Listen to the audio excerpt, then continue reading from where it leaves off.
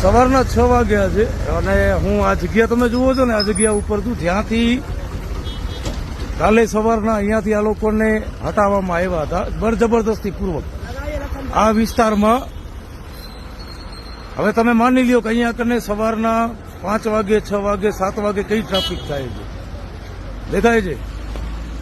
આ કઈ ટ્રાફિક થાય છે? અહીંયા કને સૌથી વધારે ગાડીઓની ટ્રાફિક થાય છે દિવસના ભાગમાં, પણ આ સમય ઉપર કઈ ટ્રાફિક છે? નથી બસો આવતી, નથી કોઈ આ સાઈડ મોટી ગાડીઓ આવતી. બસો આવે છે તો સામેથી આવે છે અને અહીંયાથી બસ નીકળી જાય છે. આ પહેલે તો નગરપાલિકાની કે ગરીબ લોકોની રોજીરોટી છીનવી. બીજી સારી વાત એ કહેવાય પીએસઆઈ રાજપૂતની કે મહિલાઓને ઢસડી અને ગાડીમાં નાખ્યા. 9 વાગ્યા પછી આ બધી દુકાનો ખુલે છે. કોઈ દુકાનોવાળાની રાવ નથી. આ તો નગરપાલિકાની તાનાશાહી છે અને ગરીબ લોકોને મારવાની આજે સરકારની નીતિ છે કે ગરીબોને પહેલા ગરીબ બનાવી રાખો. હવે એવું છે કે ગરીબોને મારવાનું ચાલુ કરી દો. આ લોકોને એટલી હદે મજબૂર કરો કે આત્મહત્યા કરવા ઉપર મજબૂર થઈ જાય.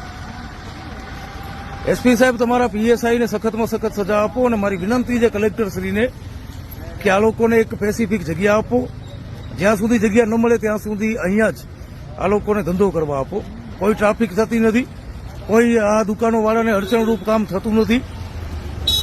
સવારના 5 વાગે આવે છે, 9 વાગે નીકળી જાય છે. 9 વાગ્યા પછી આ બધી દુકાનો ખુલે છે. એટલે મારી વિનંતી છે આપને કે આ ગરીબ માણસોને ધંધો કરવા દો.